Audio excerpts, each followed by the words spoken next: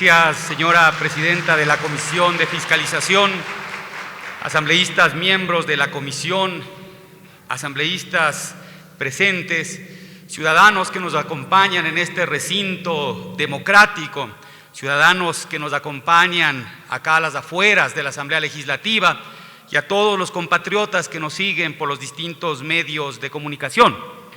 Cuando hace 10 años decidimos ser parte de este proceso de transformación profunda, sabíamos que existiría una resistencia feroz de quienes se creían dueños del país y usaban el poder político para beneficiar a unos pocos, perpetuando la pobreza y la inequidad. Sabíamos también que en su desesperada resistencia usarían las únicas armas que conocen: el engaño, la mentira, el montaje, el contubernio. Este intento de juicio político es una muestra más del uso de esas armas protervas. Y cuidado, mientras más derrotados se sientan, más agresivos y violentos serán. Nosotros, que representamos la nueva política en el Ecuador, debemos siempre fundamentar nuestra acción revolucionaria en la ética, en la verdad, en la propuesta argumentada, en el interés de las mayorías y en los sueños de reivindicación de aquellos que fueron excluidos en el viejo país de los socialcristianos y de los banqueros. A ellos les encantaría sacarnos de en medio a todos los que contribuimos a recuperar la patria. Recuperar la patria para ustedes, para los estudiantes que por nacer en hogares humildes no tenían las mismas oportunidades que los hijos de quienes se creían gerentes propietarios de una hacienda llamada Ecuador. Recuperamos la patria para los maestros maltratados, cuyos sueldos ni siquiera alcanzaban para comprar una canasta básica. Recuperamos la patria para los trabajadores explotados, cuyos patrones, evadiendo obligaciones laborales y tributarias, nutrían sus cuentas en paraísos fiscales. Les duele tanto que nuestro Ecuador ahora sea la patria de todos y que los privilegiados sean los que a lo largo de la historia fueron los marginados.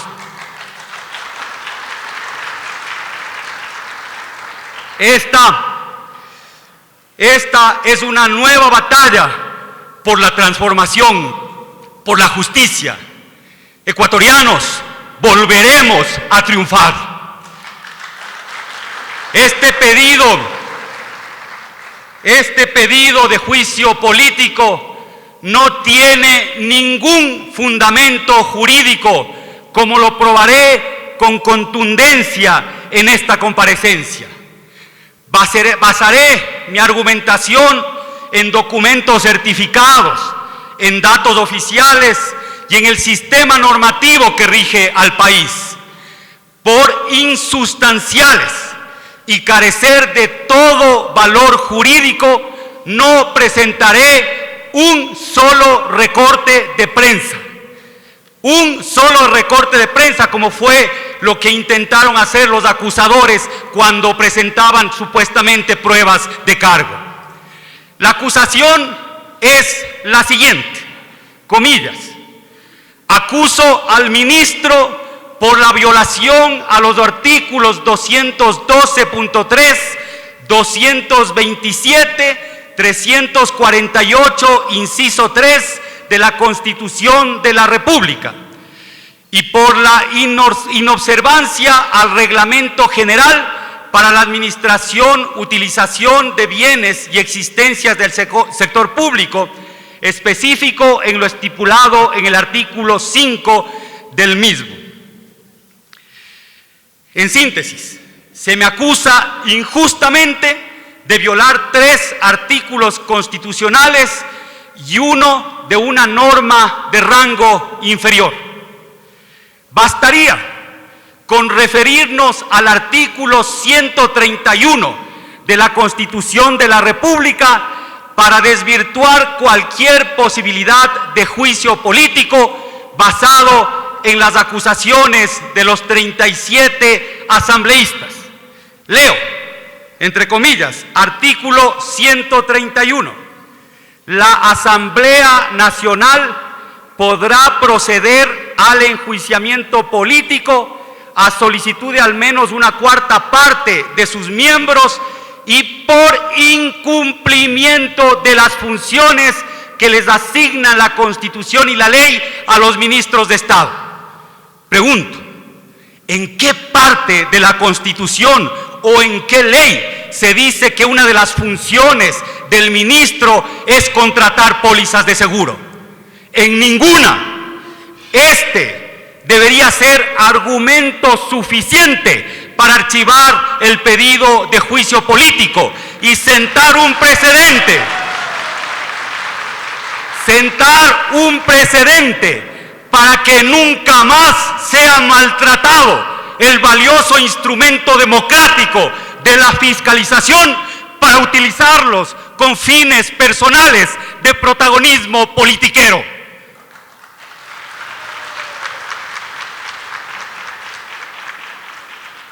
Asambleístas de oposición, 37 asambleístas, si no conocen los reglamentos, acuerdos y otros instrumentos normativos de menor jerarquía, constitucionalmente no pueden ser catalogados como leyes. Les recomiendo revisar el artículo 425 de la Constitución. Lo que ustedes están pidiendo, el pedido de juicio político, es absolutamente inconstitucional.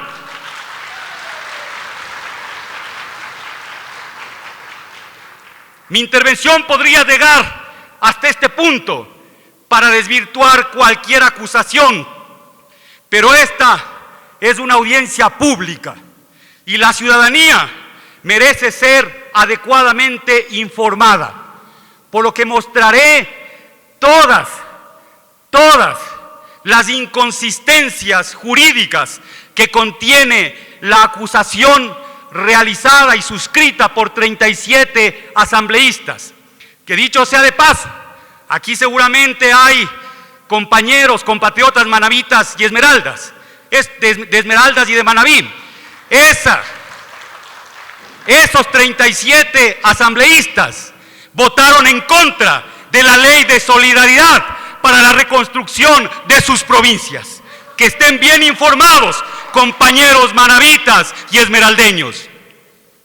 Dicen que violé el artículo 212 de la Constitución. Leamos qué dice el artículo 212 de la Constitución. Artículo 212. Serán funciones de la Contraloría General del Estado, además de las que determine la ley, expedir la normativa para el cumplimiento de sus funciones. Ojo, funciones de la Contraloría General del Estado, expedir normativa para el cumplimiento de sus funciones. No sé qué tiene que ver un ministro de Educación con este artículo.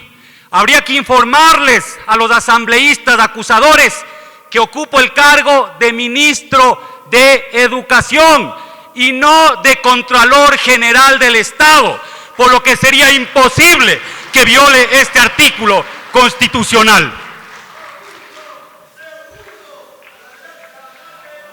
Debo suponer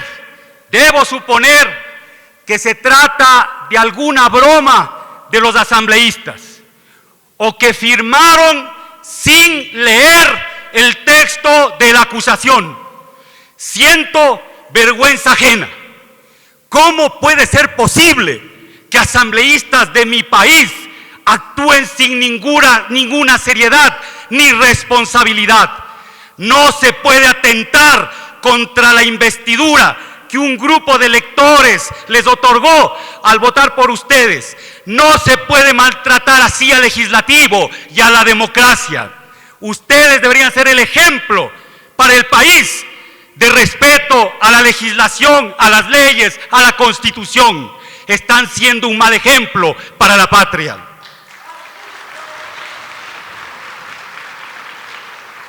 Los asambleístas que suscribieron este pedido de juicio político y son abogados, tienen un título en jurisprudencia, para reivindicarse profesionalmente deberían retractarse, mientras que los 37, en una muestra de dignidad, tienen la obligación de disculparse frente a sus electores por actuar con tanta ligereza en un cargo de tanta importancia.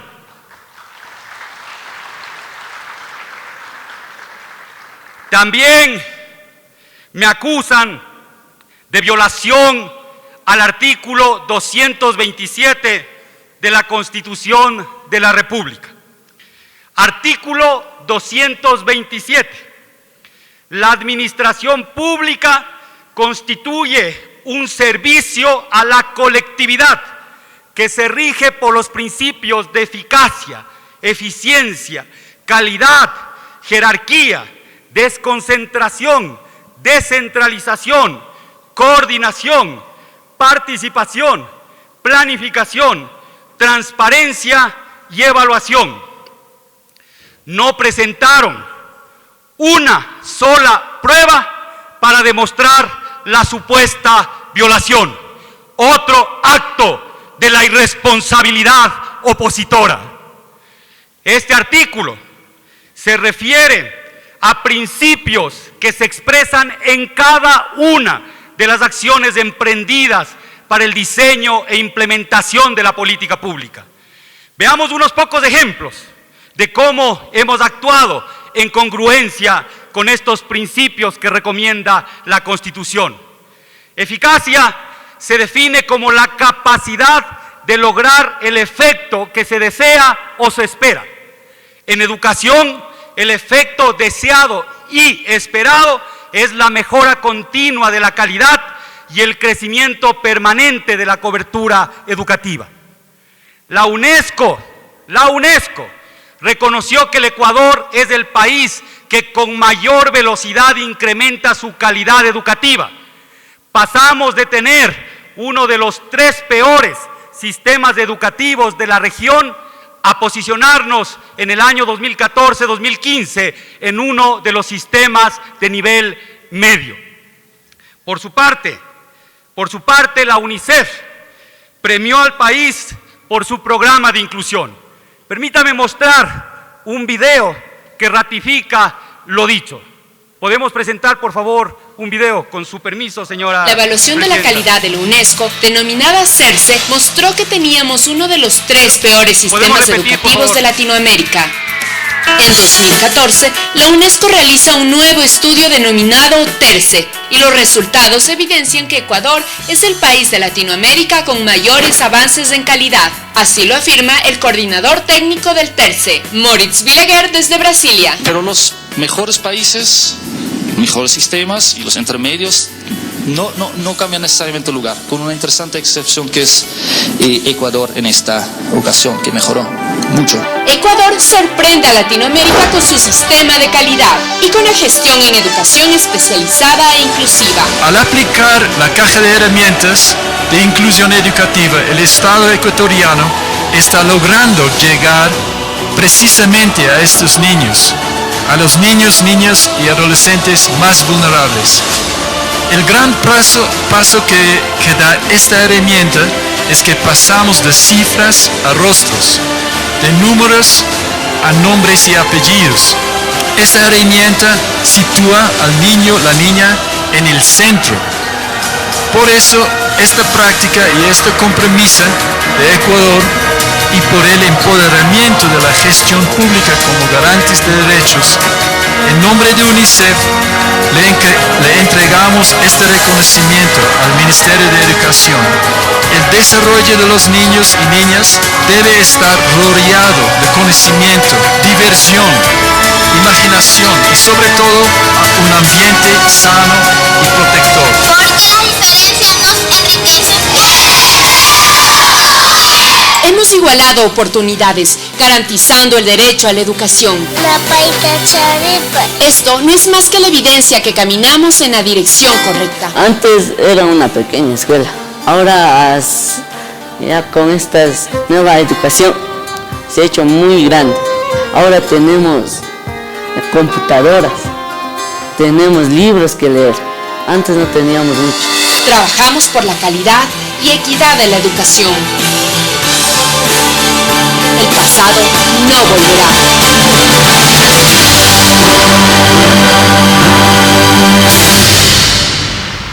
Ministerio de Educación.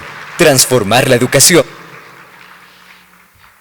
Eficacia reconocida internacionalmente. Efectivamente, en educación inicial pasamos de 59.495 matriculados en el 2007 a 427.909 en la actualidad. Está universalizada la educación general básica, vamos en el mismo camino con el bachillerato. En educación intercultural bilingüe pasamos de menos de 100.000 estudiantes el 2006 a cerca de 150.000 en el 2015. Y este año cumpliremos la meta de incluir a todos los niños y jóvenes con necesidades educativas especiales en el sistema. Todo esto lo hacemos con eficiencia. En el 2011, el número de funcionarios administrativos del Ministerio de Educación fue de 17.937 y en la actualidad son 11.898. Disminución lograda como consecuencia de un trabajo planificado y técnico de reingeniería administrativa. De esta forma le ahorramos al Estado decenas de millones de dólares anuales que ahora se usan para fortalecer los departamentos de consejería estudiantil y la lucha contra el consumo de drogas en los colegios. Y aquí, con esta información, se cae otra falacia que ha sostenido la oposición, que la burocracia ha crecido. El personal administrativo en el Ministerio de Educación ha disminuido, pero sí han crecido los sueldos de los maestros y han crecido el número de maestros para atender las necesidades de nuestros niños y nuestros jóvenes. A ustedes, ellos le llaman burocracia innecesaria. Defendamos siempre la transformación educativa, porque ellos quieren privatizarla como la tenían en el pasado. Siguiendo los principios constitucionales determinados en este artículo, emprendimos un inédito proceso de desconcentración. Pasamos de 24 anacrónicas direcciones provinciales a 9 subsecretarías o coordinaciones zonales y 140 direcciones distritales. Probablemente esta experiencia ecuatoriana de administración pública será usada pronto como caso de estudio y modelo a seguir para acercar el Estado a la ciudadanía sin ningún impacto presupuestario.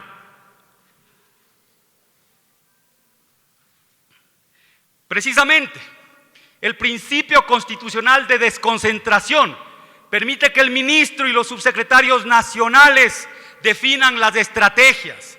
Las autoridades zonales den seguimiento a su implementación, en tanto que las direcciones distritales realizan el trabajo operativo y administran la infraestructura en el territorio. Siguiendo con estos principios señalados en el artículo constitucional, hay que mencionar que en el Ecuador instalamos ya una cultura de evaluación. Por ejemplo, se evalúa el cumplimiento de los objetivos y metas del Plan Nacional del Buen Vivir para medir el desempeño de los ministros de Estado. Evaluamos a los estudiantes con pruebas estandarizadas, a los docentes y a las instituciones educativas. El Instituto Nacional de Evaluación, INEVAL, en poco tiempo se convirtió en uno de los mayores capacidades técnicas en América Latina. Y en materia de participación, solo por citar un par de ejemplos, impulsamos con la Red de Maestros por la Revolución Educativa y la propia Asamblea Legislativa la reforma a la Ley Orgánica de Educación Intercultural que benefició a miles de docentes. Y el otro ejemplo, en un hecho inédito en la historia del país, con más de 250,000 miembros de la comunidad educativa, liderada por los auténticos y verdaderos maestros de la patria, construimos la propuesta del Plan Decenal de Educación que fue presentada en un acto multitudinario el 13 de febrero de 2016 en la ciudad de Guayaquil. El siguiente artículo, presuntamente violado, es el 348 de la Constitución. Leamos lo que dice el artículo 348. La educación pública será gratuita y el Estado la financiará de manera oportuna, regular y suficiente. La distribución de los recursos destinados a la educación se regirá por criterios de equidad social, poblacional y territorial, entre otros. La falta de transferencia de recursos en las condiciones señaladas será sancionada con la destitución de la autoridad y de las servidoras y servidores públicos remisos de su obligación. ¿Cuál es la prueba que presentaron para demostrar que se violó este artículo? Adivinen, otra vez, ninguna. La educación pública es masiva, gratuita, completamente financiado por el Estado.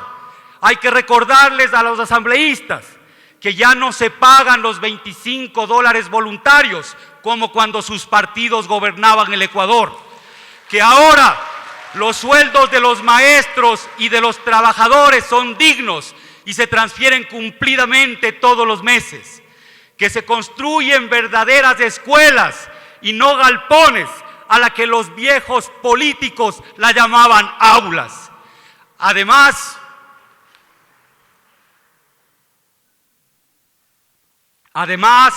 destinamos $200 millones anuales para alimentación escolar, cerca de 100 millones para uniformes y alrededor de 30 millones para textos. El 2006, el presupuesto para educación a duras penas llegaba a 1.000 millones. El año pasado, en medio del shock financiero externo, fue de 3.300 millones. Desde el 2011 hasta el 2015, se han jubilado 19.665 maestros, con una inversión cercana a los $1.000 millones. Los ingresos promedios de los maestros se multiplicaron por 2.23 entre el 2006 y el 2016. Así, mientras en el 2006 los maestros tenían los peores sueldos de América Latina, hoy están en un nivel medio y deben seguir mejorando, compañeros maestros y maestras de la patria, conforme se incrementa la calidad educativa. ¿Será que los asambleístas no ven lo que toda la ciudadanía conoce? ¿O será que este juicio político pretendía simplemente opacar la inmensa labor de la revolución ciudadana en educación? Esa es la vieja forma de hacer política.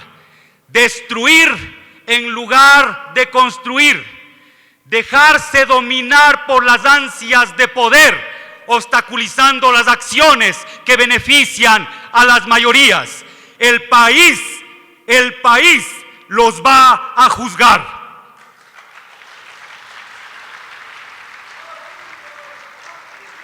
Luego del desastre del 16 de abril, precisamente, uno de los mayores desafíos que enfrentamos fue restablecer en el menor tiempo posible la educación pública gratuita en Manabí y el sur de Esmeraldas.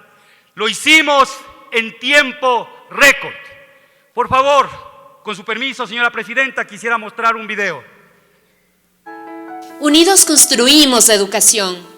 Obreros, constructores, autoridades, docentes unieron esfuerzos para levantar a Manabí y Esmeraldas.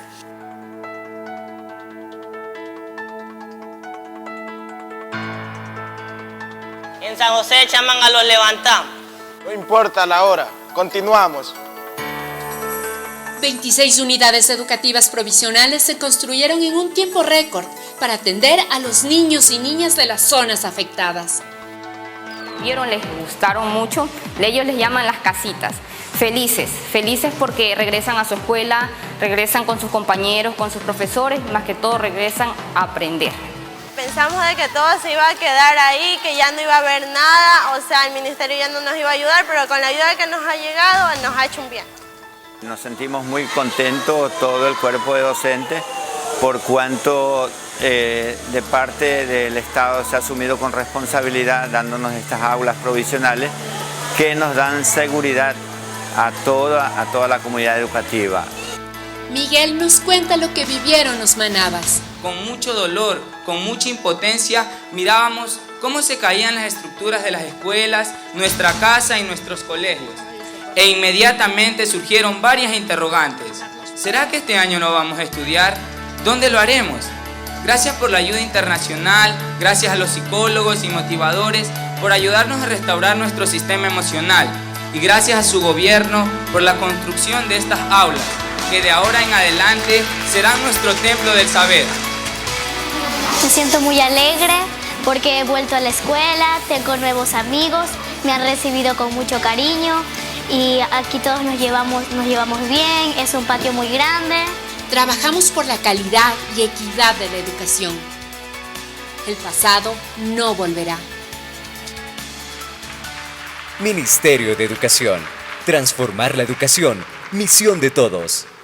Esto lo logramos porque el gobierno tenía listas líneas contingentes de crédito que se activaron de manera inmediata para enfrentar la emergencia. A educación se le asignaron $50 millones que nos permitió emprender acciones desde el día siguiente a la tragedia. Es decir, el servicio educativo y los bienes siempre estuvieron protegidos. Siempre estuvieron protegidos. Pero nuestro compromiso no se queda en restablecer el servicio educativo. Hermanos manavitas y esmeraldeños, en algo el dolor de la tragedia, compensaremos en algo el dolor de la tragedia, convirtiendo a su infraestructura educativa en un referente para el país, facilitando el que todos los docentes y trabajadores de la educación recuperen la vivienda que perdieron. Pero sobre todo, trabajando junto a ustedes para demostrar que los ecuatorianos tenemos la fortaleza de enfrentar las mayores adversidades para convertirlas en la mayor de las oportunidades para la transformación. Una de las cosas que lamentablemente logró este pedido de juicio político es interrumpir la presencia del ministro dirigiendo las tareas de reconstrucción educativa en Muisne, Chamanga, Pedernales, Jama, Canoa, San Vicente, Bahía de Caracas, San Isidro, Chone, Rocafuerte, Portoviejo, Jaramijó, Manta, El Carmen, en general en todos los rincones de Manaví y Esmeraldas. Por eso, un pedido especial a los asambleístas de oposición: tengan la nobleza de espíritu de pensar primero en los que más necesitan y después en sus afanes de protagonismo con fines electoreros. Si no votaron por la ley de solidaridad para la reconstrucción de Manaví y Esmeraldas, por lo menos déjennos trabajar sin distracciones para contribuir a superar el terrible desastre que ocasionó el terremoto. Sean solidarios con el país y no con sus intereses personales. Insisto en que ni la Constitución ni las leyes obligan a la contratación de seguros. Que me demuestren lo contrario. Pero el famoso artículo 5 del Reglamento General para la Administración, utilización de los bienes y existencias del sector público, es irrelevante para este juicio político. Por más que los 37 asambleístas intenten inconstitucionalmente darle el carácter de ley. Sin embargo, me referiré a él fundamentalmente para demostrar que todos mis compañeros funcionarios del Ministerio de Educación actuaron siempre apegados a la norma promulgada por la Contraloría General del Estado. La primera versión de este reglamento entra en vigencia el 11 de septiembre del 2015 con su publicación en el registro oficial.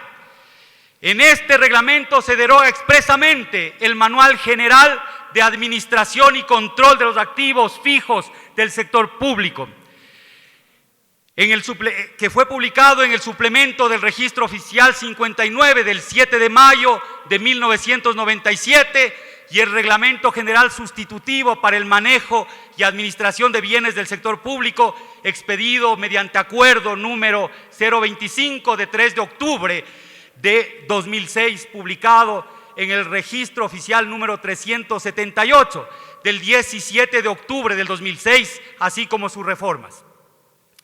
El derogado Manual de Administración y Control de los Activos Fijos del Sector Público de 1997, vigente hasta septiembre del año pasado, en su capítulo 11 establecía que de acuerdo al volumen y valor de los activos fijos, al grado de riesgo de la concurrencia de siniestros, a las posibilidades financieras y presupuestarias de cada entidad y organismo, se contratarán seguros, especialmente para cubrir riesgos de accidentes, incendios, destrucción, etc.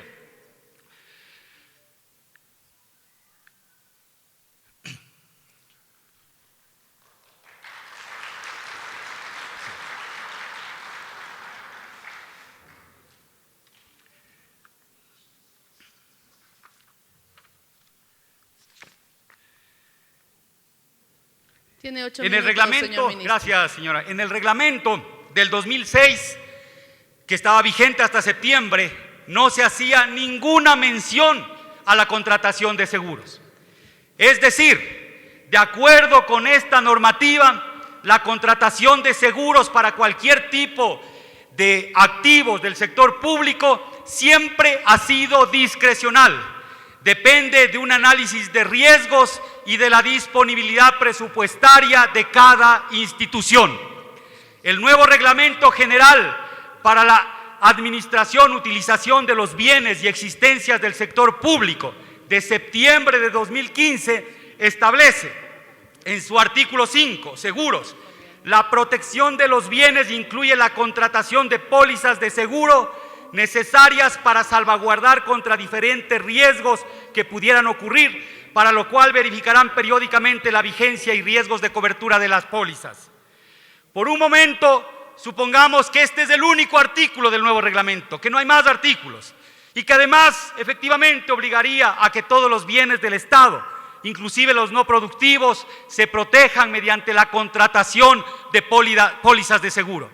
¿Se podría cumplir de manera inmediata con esta disposición? Según el Código Orgánico de Planificación y Finanzas Públicas, norma superior al reglamento, esto no sería posible, en virtud de que se estarían comprometiendo recursos públicos. Y este código, en su disposición general segunda, establece procedimientos previos. Toda ley, decreto, acuerdo, resolución o cualquier otro instrumento legal o administrativo que comprometa recursos públicos se aplicará únicamente si cuenta con una fuente de financiamiento respectivo. En caso de que la fuente no esté claramente identificada, el ente rector solicitará la fuente de financiamiento a la autoridad competente. Caso contrario, su aplicación se realizará desde el siguiente ejercicio fiscal en el que sea considerado en el presupuesto. En consecuencia, dado que el reglamento no establece una fuente de financiamiento y que la Contraloría General del Estado no habría solicitado la fuente de financiamiento a la autoridad competente, la aplicación de este artículo debería esperar hasta el ejercicio fiscal en que se incluya el rubro en el presupuesto. lo que todavía no habría sucedido. Y aquí cabe la consulta. ¿Alguno de los acusadores se refirió a la inclusión de este rubro en el presupuesto del 2006 cuando se discutía la aprobación en la Asamblea? Ninguno. Nadie pidió que se incluya un rubro para la financiación de seguros. En conclusión, ningún director distrital estaría en la obligación de contratar nuevas pólizas de seguro si no está debidamente presupuestado el rubro y estaría actuando con absoluta legalidad y legitimidad.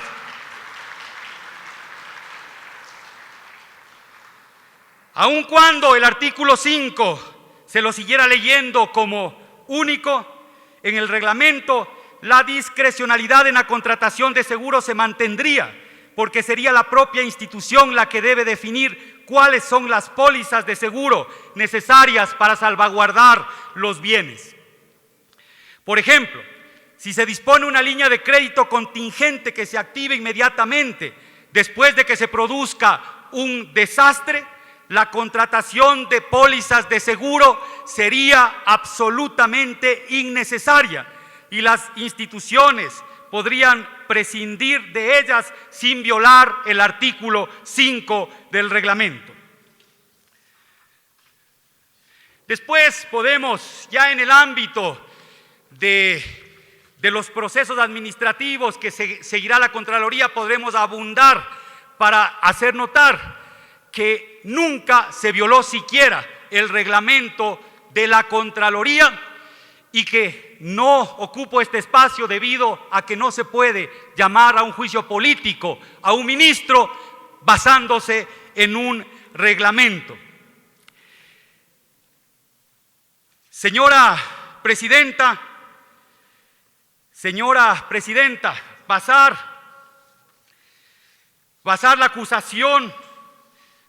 acusación en declaraciones de prensa es también una inconsistencia jurídica.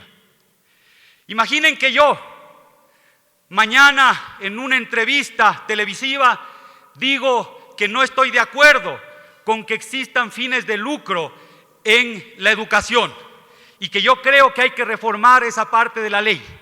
¿Será que tomando esas declaraciones algún asambleísta aventurero pretendería instaurar un juicio político argumentando que di la orden de cerrar los planteles educativos que en la actualidad trabajan persiguiendo fines de lucro? Esto es una barbaridad. Esas cosas no se hacen por ética.